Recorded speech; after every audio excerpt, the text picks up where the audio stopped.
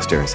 Podcasting Smarter is the official podcast from Podbean, featuring podcasting interviews, best practices, and helpful tips.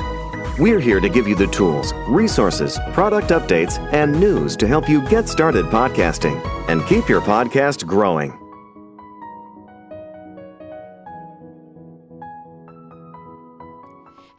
Hello everyone. Hello and welcome. My name is Norma Jean Blanky, and we are so excited that you're here with us today.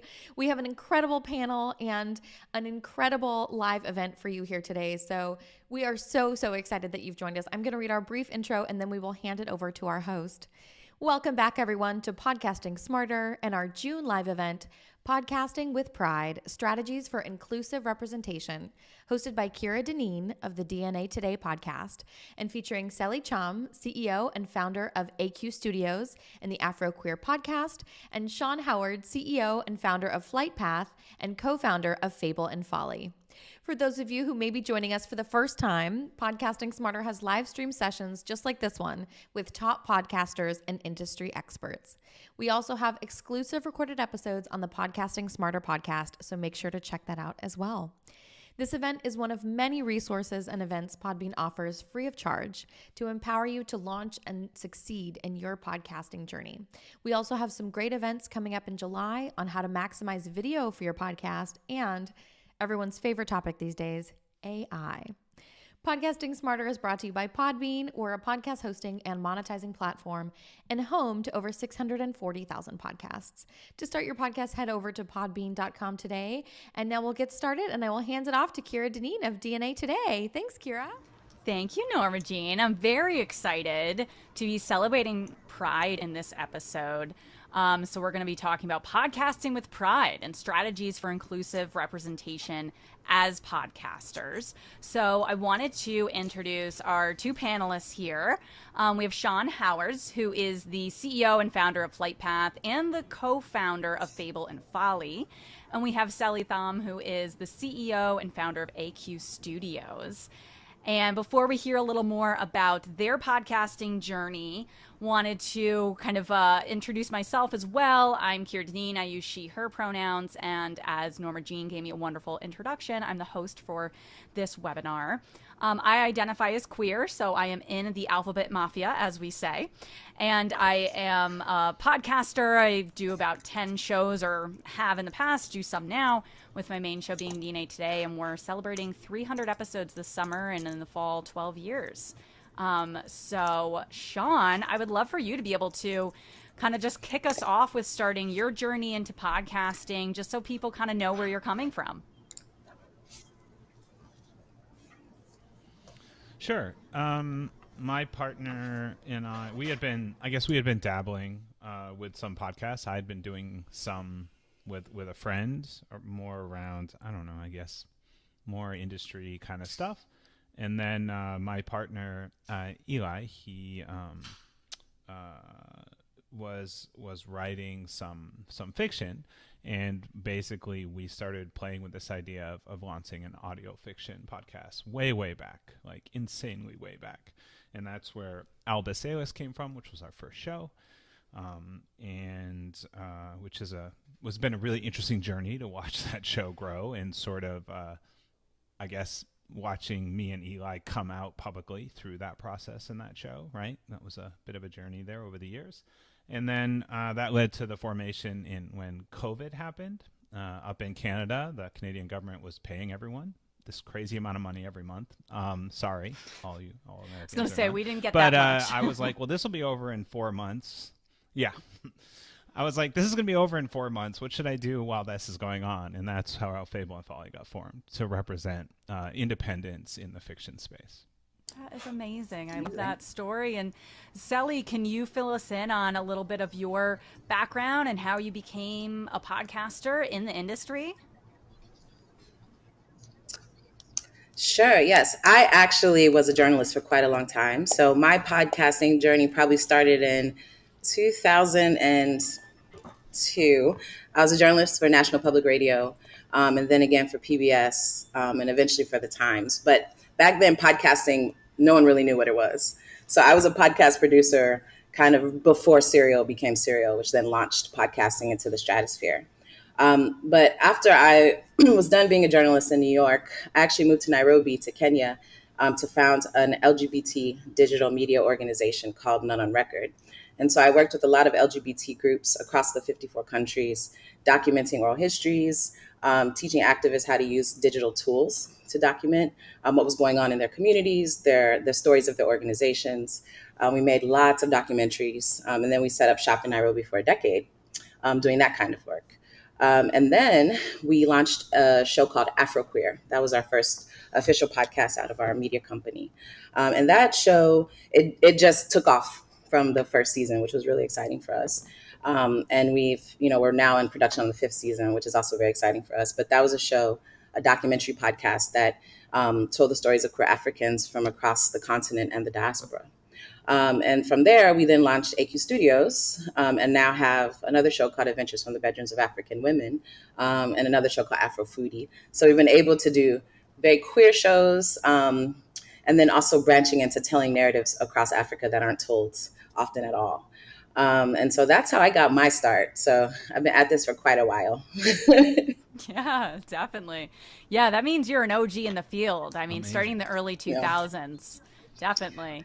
And one thing that I want to, really open up in terms of our conversation today is how we're integrating inclusivity into our shows. And that's going to be different depending on the kinds of shows we have, and especially with you guys having such different premises for your shows and the way you're doing them. I think it's great that we can hear from your different perspectives. Sally, did you want to start us out on just how you integrate that inclusivity aspects into your show? I mean, there's so many ways to take it. Yeah, I think because our shows focus as Africa as the starting point and then out into the diaspora, that means that we are looking at 54 countries, thousands of languages, thousands of cultural practices. Um, so it's always interesting to make a show that has such a wide possible audience. So some of the things that we have done is to definitely make sure we don't always do the shows in English, which has been a great boon to our listenership. So, for example, our next show, a lot of it will be done in French. Other ways that we do it is that when we go into different countries, so there's an idea that everyone in Africa knows about every other country in Africa, and that's not the case. So a lot of our shows are also really kind of educating and bringing in the culture and the context and the religion and the legal structures and the cultural structures to other people on the continent, so they understand how queer identity is experienced in these different places. So we take a lot of time with that storytelling. We also, because we are an LGBTQ etc. show, we also make sure that we have enough representation of different kinds of stories and different kinds of storytellers within our seasons. And so that's been a really exciting undertaking for us as well, especially in Afro Queer, to make sure that a lot of variety of voices and experiences have been heard. But we are at our core journalists, so we report a lot of our stories out, and we do our best to fact check. We do our best to represent well the storyteller and to also just respect the storyteller who's giving us this story. So that's where I will start from our point of view in terms of how we make sure that we're inclusive. Yeah, and certainly when you're talking to people that, as you said, it's a lot of their personal narrative. So capturing that as being nonfiction. Whereas, Sean, on your side, you're more in the fiction world. So how does this apply to the shows that you're creating and some of the characters? And how is this a little different when it comes to the audio fiction space? Yeah, I think there's a couple lenses there. The first lens is fable and frolic. So we have some shows that we create. We call them originals, but we represent over 75 producers in the independent fiction space, and so I think what began by trying to understand our audiences, right? Because we didn't start with I think representation at the core. Again, I was just sitting at my desk one day and I was like, why can't independent fiction producers make a living out there? Why is this not possible? Because no one, right, could do it back in the day. And so I think what emerged was that audio fiction has one of the most diverse listener bases out there. Fiction is just it's very different.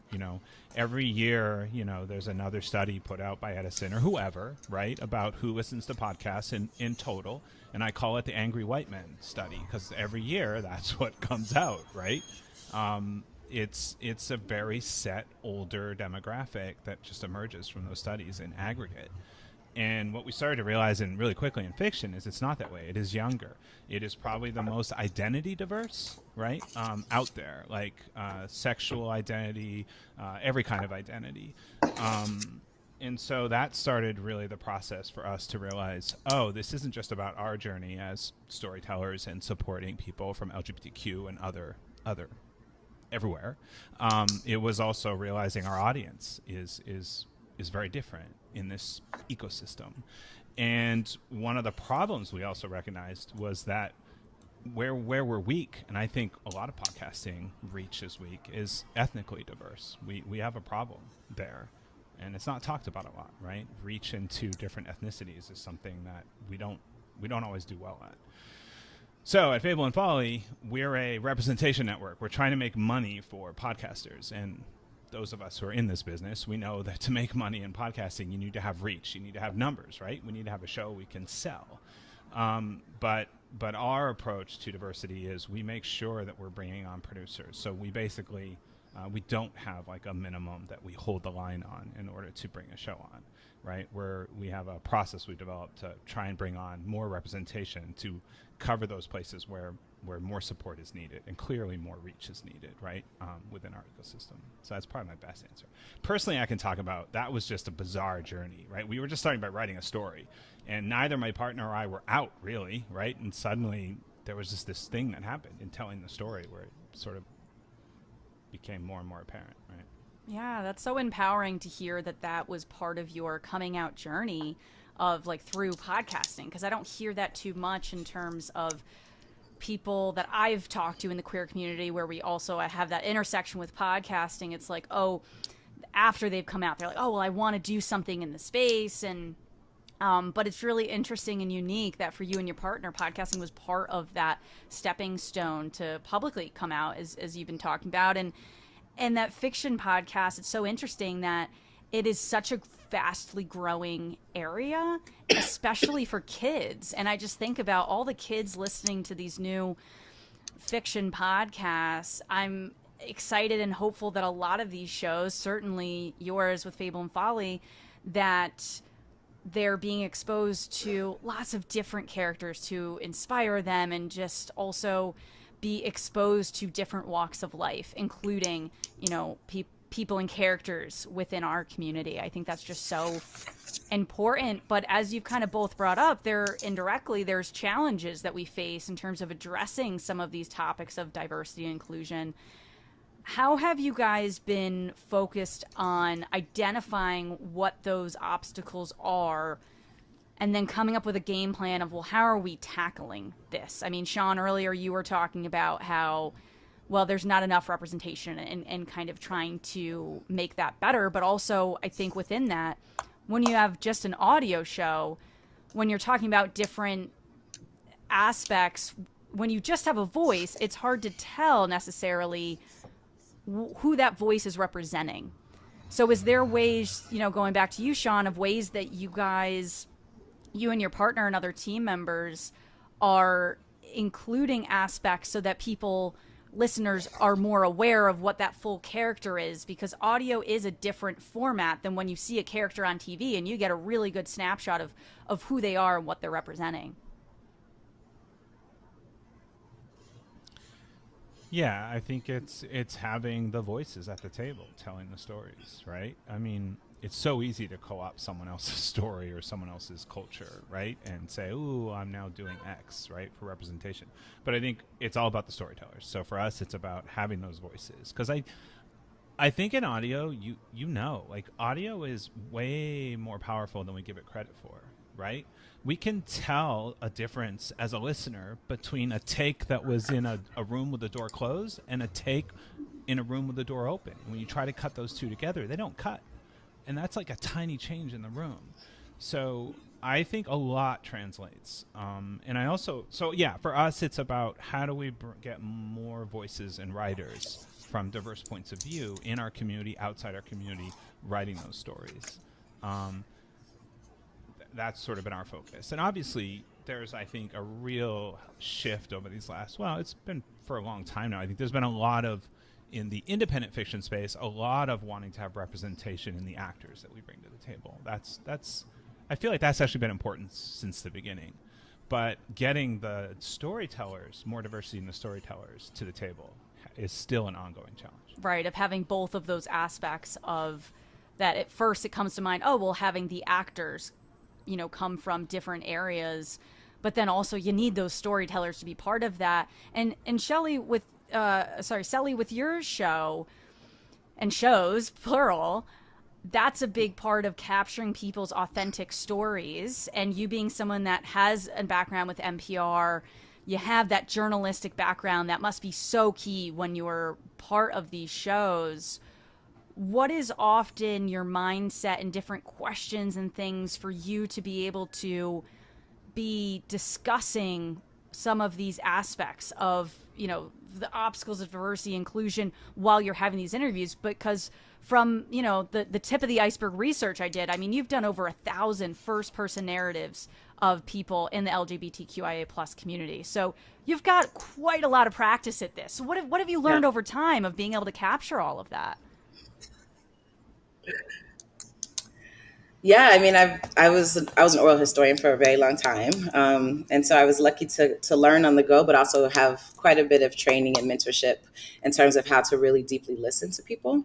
I think it's really interesting when we talk about diversity, equity, inclusion, especially because my main studio is in Nairobi. I'm on loan to Los Angeles right now, but I usually am on the continent. So our context for diversity, equity, and inclusion is very different. But being back in the U.S., there's an added component to that. So I'm going to really talk about that first. I think telling African stories and trying to push them out into the mainstream, into the global sphere, is a lot of, in a macro way, what happens with stories of people of color here in the US, also probably North America more generally. And I think what we are often dealing with is getting people to understand that there's a universal human component to the stories that we're telling. And I think Afroqueer was one of those, probably our first show to jump completely over, where we had listenership that was not specifically African and also just not specifically queer, because there was a way that the storytelling was done where it was done in a way that was universal, right? And so it's also in some ways kind of trusting the audience or pushing the audience to listen to something that they might not normally listen to. Being back in the US, I definitely feel that we are very much siloed. Like, this population is going to listen to this thing. This population is going to listen to this thing. And what ends up happening in those ways is that the resources and the effort to build those audiences that might not always be there. And in the US, we have definitely statistically don't have a strong audience with people of color here, particularly after, if public radio looks at its stats, they're going to see that there's definitely a chasm, something that they're trying to work on, right? But because we don't put the resources and the time into building those audiences up and giving them something that they really want to listen to, integrating, if for lack of a better word, those audiences into our larger mainstream media distribution platforms or houses, we're always going to have this challenge. And when we talk about also selling stories, like what's going to sell, we have a tendency here to not necessarily look at the smaller audiences, which might be people of color, which have a tremendous economic power here. But sometimes when companies are looking at what's going to sell, they're going to try to look at the widest audience possible. And my point has always been that if we want to cultivate these audiences, and if we're looking at it from purely capitalistic terms as people who are going to consume and purchase our media, then we need to invest the money into creating things and also marketing to that audience effectively. Now, the other thing, on the other hand, being a diaspora African, I was born in the US. I'm Senegalese American. I've lived on the continent for a decade. I'm back in the US. I move around a lot in the world.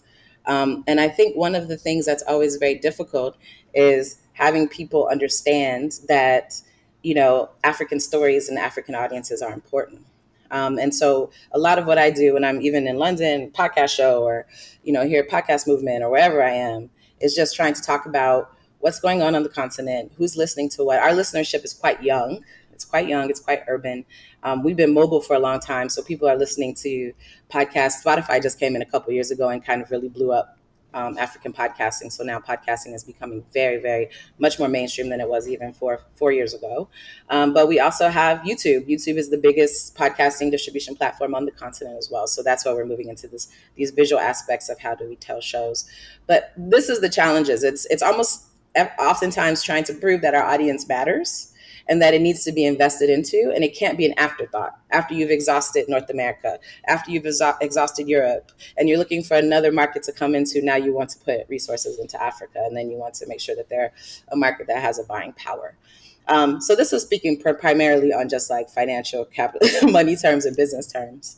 But in terms of talking to people and interviewing people, my approach has always just been to listen and to treat people as human beings. If I make a mistake in an interview, if I, misgender someone, I need to correct that quickly and honestly and fast and as fast as possible. And I also have to communicate that to my team. So these are the ways that I try to really make people feel comfortable. We don't share stories, for example, unless we have absolute, permission to do so. We've oftentimes had to maybe pull stories just out of thoughtfulness to people's safety, which is a difficult conversation to have with someone who really wants to tell a story, but we don't have the capacity, or we're not sure that this story is not going to put them, in harm's way. So we've had to do those kinds of things. But generally, we put care first before anything else that we do. And I think because of that, we have a lot of trust with our audience. And we've been able to get stories that, I think would be difficult if we didn't have, over a decade of trust with the audience there on the continent. And so that's how we've approached it. I think we've been pretty good. Our track record is pretty good, but when we do make errors, we have to fix them right away. And I think we're very good about communicating that. So, I think that's a long way to answer your question. I tried to cover a couple of things that have come up since we've started talking. Yeah, no, that's wonderful. And I think you bring up a lot of good points, especially to make guests feel very comfortable, to disarm them, to say, hey, like giving them a little bit of background before maybe hitting the record button. Is there aspects or a to-do list kind of before you start an interview to accomplish this so that guests that you're interviewing, Sully, feel that they're in a safe space, and information you get beforehand to make sure that you are identifying them in a correct way? You mentioned, we all have misgendered people by accident. And something that I have just learned is to say, oh, I'm sorry, I meant this, and then just move on and not, stick in that too much. Just promptly apologize, correct, and move on. So I think that's one thing that comes into mind. Mm-hmm. But even when you're introducing a guest on the show, are you saying their names, their pronouns? Do you just naturally let that come up? What is your approach as an interviewer? Right. So any interview that I'm doing, so I should tell you, I also have a team. So I have a team of producers that work with me on all of the shows. At this point, I executive produce the shows. So generally, when I'm entering into an interview, those producers have already put together a pretty extensive producers pack. So we know quite a bit about the person that we were able to find in our own research. And one of the producers has already done a pre-interview at that point as well. And we do that, a lot of that kind of prep and communication with the interviewee, because we want them to, when they finally are sitting down to do the actual interview, to feel really comfortable with us as a team. That's very, very important to us because it'll come out in the interview. So usually when that person is finally in front of me, we probably already had a lot of communication or interaction for at least a week or two or a month even. And so what I usually say is like, okay, we're going to have a conversation. And, we're going to just talk about your experience, depending on who the person is. And I just want them to let me know if there's something that gets uncomfortable. If they don't want to talk about it, it's totally their choice. I am not pushing them to share parts of the story that are difficult for them, and to stop the interview at that point, and we will move on, and it will not be an issue. Because I think also sometimes it's really important to give space to people to assert when they need to set a boundary, because it's very difficult sometimes for people to set boundaries when they get into interview space for themselves. So it's something also that we established pretty early, which is that if this is going to be challenging, if you feel uncomfortable, tell us. We are very okay with that feedback, and we will completely move forward. And I think sometimes when communicating just how the structure or the framework of the interview in this way, it helps people to feel very comfortable to tell their story. So there's a lot of that goes on. We do a lot of check-ins and making sure people feel good. And also people, we don't actually do this anymore, but we used to allow people to listen to the episode before it published, but we don't do that anymore. not because people stop it, but because we don't have time. So no. We'll publish. But if someone gives us feedback, which is pretty rare, then we'll make an amendment to the audio. So, but yeah, it's sometimes a collaborative process. We get pitched a lot as well from our audience. And so if someone pitches us a great story, we'll bring them in to produce it with us. So right now we're working on a really fantastic story from Nigeria about a singer from the 60s who was a cross-dresser and was very popular, was very loved, and would travel across the country singing to chiefs and politicians. And so we were pitched the story, and that producer has traveled all throughout meeting people who met the singer, their family members, and trying to really understand what changed in the country where this could have been acceptable, 40, 50 years ago, but oh gosh, more than that now, huh? But not acceptable, now, and like how that's changed. So it's always a really fun collaborative process making Afroqueer, and we try to make it as empowering as possible for everyone involved. Yeah, that's amazing. You're going to have to send me when that podcast has been released, since it sounds like you're in the production phase of that. It's very exciting. And Sean, on your side of looking at more working with fellow podcasters, how do you kind of create that inclusive space for like coworkers? And it sounds like, you're a co-founder, so you're high up on the totem pole in that sense. How do you create that space for people to feel comfortable in being themselves as a podcaster at work, and also maybe even channeling some of their own experiences into characters they're playing, or producers to be just being open and maybe providing notes of, hey, maybe we should be doing this differently, or, how do you create that safe space for people, again, on the opposite side of what Sally was really saying in terms of guests, now talking about fellow podcasters? Yeah, well, Fable and Folly is a very small organization with, even the roles that we have are mostly honorariums, right? Like, we have someone who's in a onboarding and reviewing of submissions to join the network, and who ran our DEI process. Anyway, everything in our network is volunteer, and we meet every month. So we have some tools that we use with our producers when we meet, and we obviously have policies in place, which are important, like how we're going to handle things, right, that come up, to just make it clear to everyone. But I think when I'm thinking about safe space, I think of we have a show called Civilized that I perform in, which is an improvised comedy, dark sci-fi comedy. And we perform with some amazing comedy improvisers. And we also perform live at fringes and different festivals. And so there it's been a really interesting process, because we want to tell stories that are important. And when we bring a guest in, they're really empowered, obviously working with an audience in an improv comedy show, but they're very empowered to tell the stories that they want to tell or that come up. And so we do spend some time both working with a new guest on setting up how they can let us know if they're not comfortable, right? Most comedy improvisers are pretty comfortable with that kind of thing, but we make sure we have those conversations. But then also how we set it up with the audience, right? So we will introduce things like our pronouns and their pronouns, and we will also we just create a very safe atmosphere, and we're very open with the audience about what we're doing.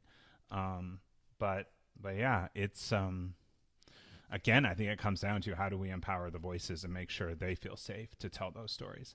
And to be honest, that's an area where we're still learning, right? Like, how do we, when we know we have a lack of representation with a certain type of storyteller, right? Like, how do we let them know that it will be a safe space, right? Like, how do you even get them to want to think they can approach, or that this will be a safe space? And so we tend to work a lot with our existing producers. How can we empower them? How can we enable them to create their own groups and start talking about, right, not even our network, but more about what we're all trying to do, which is get more representation, right? And so that's something that's worked really well, just empowering key producers who are like, hey, one of them wanted to go out and start a group to talk to other creators that are of the same ethnicity that they were. And they wanted a safe space, and they didn't have the money to create that. So we just helped create that space and empower them to do that. And that it's stuff like that we try and also make sure we're doing, because I think it's important to recognize, I think Sally said it really well. There are barriers to telling stories, and audio fiction came out of nowhere. It did not come from big budgets, right? It was individuals working with their friends with a microphone to create these first stories, right? If you go back to the beginning of audio fiction, and it's very small in podcasting. It's not like audiobooks where 80 or 90% of audiobooks are fiction. It's the exact opposite. There's this tiny pool, 3 to 5% maybe of podcast listeners know what audio fiction is or listen. So it's this very tiny sort of nascent community that came out of this this space where there was no barrier, very low barrier, right? You didn't have to get approval from LA. You didn't have to sell your idea. You could create and tell your story. But even in that environment, there are barriers that stop people from being able to tell their story or get it out to the world or get an audience, or right. And so I think some of the work we're doing is constantly trying to understand what are those barriers, and is there something we can do to help them feel like there's at least another place out there, we're not the only, that is open to representing and trying to let them tell their stories and get a wider audience. And even more important, because it's such a small niche within podcasting, to have representation, because there's only so many shows in this space that are active and currently producing episodes. And for people that haven't checked out audio fiction podcasts, like, you are missing out. If you even like audiobooks, this is a whole nother level, because you are just immersed. And, there's been ones that I've listened to over the years that I'm just like enamored by, and you feel like you're just in that world. And it really is amazing, like you said, that there is that low barrier, that you can get a relatively cheap microphone and hole yourself up in your closet, which I'm sure there's some kind of funny joke or something about being queer, going in the closet as a podcaster. Maybe you guys could workshop that for me. But with that, I think it's just so incredible that you can create this show and get a product out there without having to have this massive budget. And when you're making films, like, it's just so different. And one thing I was thinking about when you guys were kind of talking about these topics is other like strategies you guys use to maintain your authenticity in these shows while ensuring you're not alienating any part of the audience, of either over explaining concepts so that people understand, or not explaining concepts at all. And you're like, well, if they don't understand this aspect of queerness, then, that's lost either in the story or the interview. Sally, did you have any thoughts on that, of just striking that balance of kind of maybe explaining terms versus just having them come up in conversations and listeners figuring it out with context clues? Gosh, I was actually, when you were asking that question, I was trying to break down the process there in my head. Like, how do I do that? What are the choices that we usually make there? Okay. Honestly, that's a tough one. I mean, it's like so ingrained in my training, but I like to think I'm really good at that. But I think a part of it for what we're doing is that this is actually probably a better way to respond to this. We have what we call like our sort of like producer's room. So once we have what we think is probably the strongest cut, we bring in people who have never heard this before, have literally no idea what we might be talking about. Like, it's coming from a place they've never been. And then we have them do a listen. And usually when that happens, we can see the gaps, we can see the holes, because when you're with a story for a really long time, you don't even realize that you are filling in things that you need to maybe explain to the audience. And so in that case, that's when you have a set of listeners that are outside of your team, even outside the experience, who can listen and say, huh, what does this mean? Or I don't quite understand this part here. Or like, who's talking here? And those kinds of things are really important in the construction of the story. So that's one of the ways that we've been able to really do that. I think in terms of training our team to do that, has been really sort of them getting out of their own, like, not bias necessarily, but it's almost like taking their own experience and putting it aside and putting it together like it's building blocks. But we do have a really strong outside audience that will tell us if we're being, patronizing or we're over explaining something. So we have a pretty good team there. Yeah. And just like everything else, you learn as you gotta go. say And Sean, go it's ahead. It's really hard, right? Yeah. No, I'm just gonna say it's so hard. Yeah. Like imagine you've got the story to tell, and you don't call things out. And this recently happened on one of our amazing shows. And you just work in a new character that is coming from an LGBT point of view, but from an ethnicity that's not acceptable generally, right? It's that and you just treat it like normal. And this producer and creator that was telling this story was just doing it from a place of like love and acceptance, and it was traumatizing for them to read the feedback and comments that were coming in. And so I think one of the key things we try to tell people as they're growing these stories is you basically have to learn to never read the comments. And I hate to say that, but you know what I mean? There's a point at which you need to be in a special place, and the special place for me is never. Some people can get to a special place where they can read some of this feedback, right? But it can be brutal. Like, it can be really awful, the feedback that you can get when you put something out into space. So I just want to call a spade a spade. And so sometimes it's like literally just saying, you know what? We're doing the thing we're doing. We did it in the way that is we believe in, and we're just going to move on and hope that we're not crossing into an area of unsafety, right? That's I think, really yeah. key. And I would Sally, say, I'd love to hear your thoughts I on went that through too. this thing called the, sorry, we have a little delay. Yeah, I went through something called the Google Podcast Creators Program. And they drilled this thing into us they would say, feedback is a gift. Now, I don't know if I thought it was a gift when I got there, because it was pretty brutal at times. But I learned to be able to listen to it and kind of like, in some ways, when someone's giving you harsh feedback for something you really love and you think is really good and you don't want to cut it, that's hard, right? When someone misunderstands your intention and maybe is offended by what you do, that's also very difficult when that's not your intention. But I do think that there is something within feedback where we can learn, and we also have to be discerning. Like, some feedback is not useful, and I think that's also something I learned in that process as well, to be okay when I can say, okay, that's not really useful, and I'm okay with that, but there is also sometimes where it is really useful. And so I do try to take it, as I don't think it's always easy. And I think, as Sean pointed out, but there's something to learn too, when people are really trying to give you feedback in a way that's constructive and actually really trying to help and support, better storytelling or stronger storytelling or something maybe you didn't see. I think it can be useful. I just think we live in the age of social media and people are just extremely harsh. So it's just like, there's a balance there. Yeah, there definitely is. Beware YouTube comments. Yeah. Yeah. That one They're can be harsh. a tough area.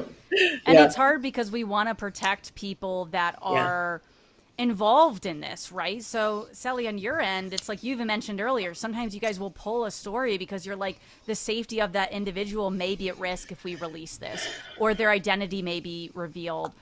What are aspects you think about as a podcast producer? Like, I say podcaster is kind of the umbrella term.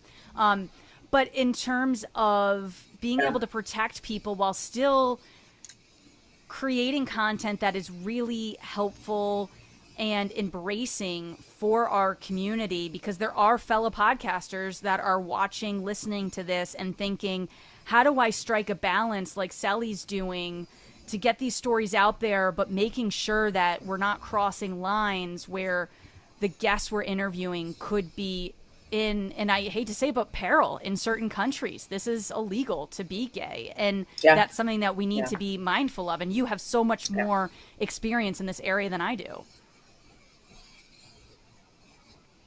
Yeah, I think it's one of those. So the nature of our work was going into communities and working with activists, in rural parts of countries and the cities. So we really started to learn where some of the higher stakes were in some of these like social economic structures, even within the 54 countries. And so in some ways, just having that deep knowledge of how, what the laws are, what the cultural practices are, even down to if a woman comes out versus, a man comes out, if a trans person comes out, like what could possibly happen in these different cultural contexts has been really helpful for us in terms of how we navigate our work.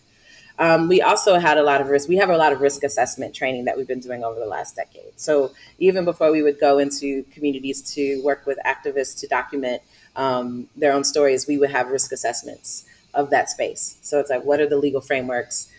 If someone were to be arrested, how will we get them out of jail? What's the support system for that particular organization? What are the economic resources to get them out of situations if something were to happen? What's the possibility that we will get arrested? These are literally the things that we had to really think about every time we traveled, even with my team. Like, what's the risk of my team going in there and getting arrested? And if that happens, who are the lawyers that we need to call? Like, these are the things that, as a team, we're thinking about constantly. So with that, I think we have to communicate often to the storyteller. For example, if that storyteller is still living at home with their parents and they're not out. If that storyteller doesn't have the means to take care of themselves, if they were to be kicked out of their home, are they in an environment where if their identity is revealed and it's a small community, what does that mean for them?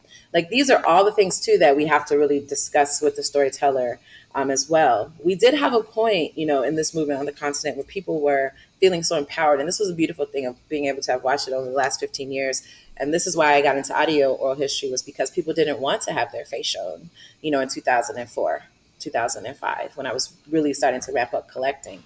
So now we're in, 2024, and people are putting things on Instagram. Like, I could never have imagined that world, when I first started this, because it was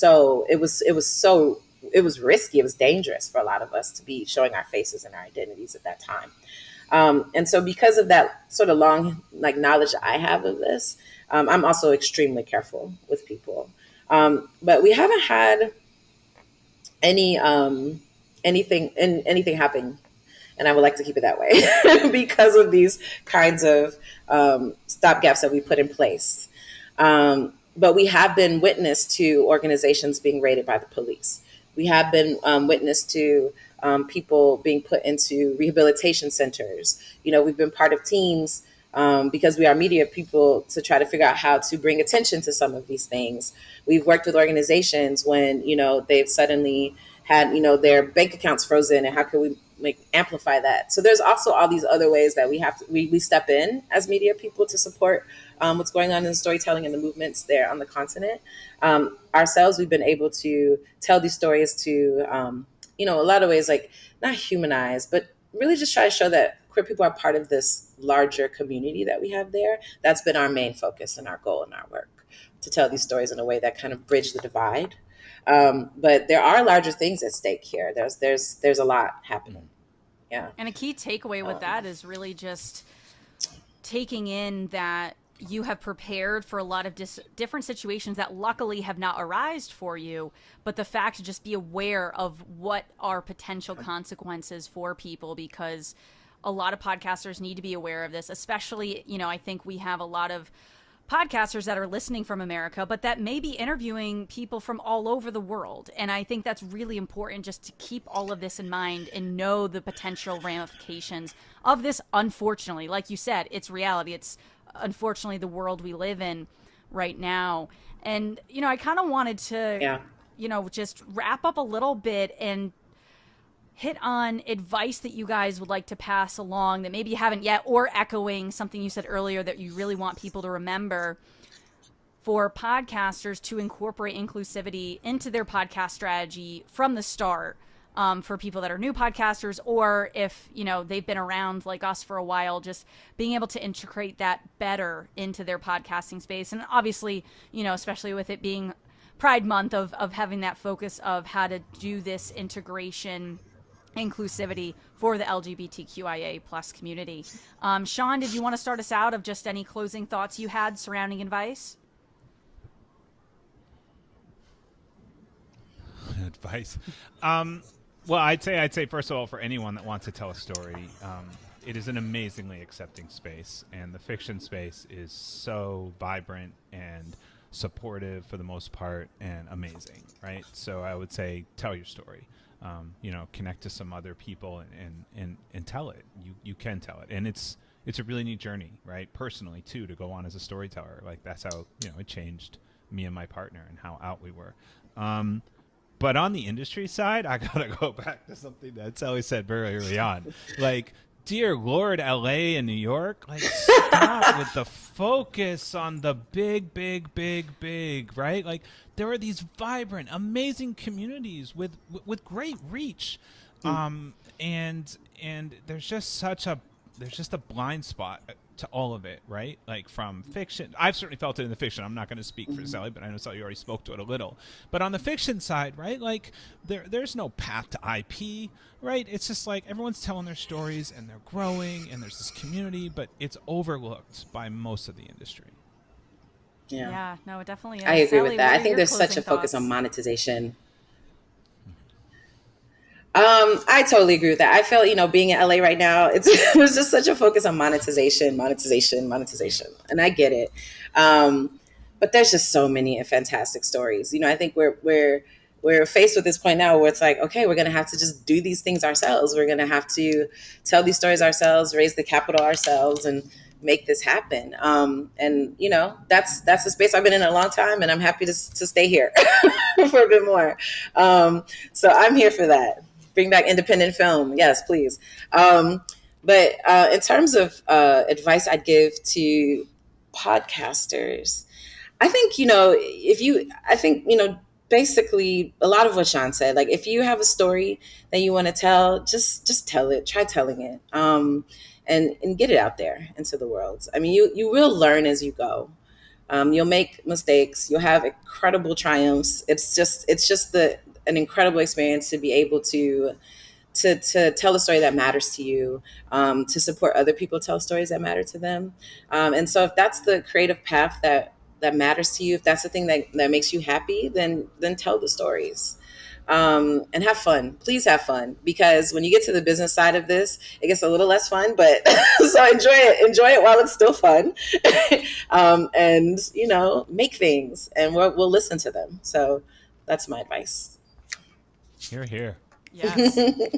Amazing. I think it's great when podcasting, it starts as a passion project, and if it becomes monetized and makes you money, wow, look at that. But I think it's a lot of shows, a lot of really good shows that I've really enjoyed over the last 18 years of listening to podcasts, that it comes back to, oh well, this started as a passion project.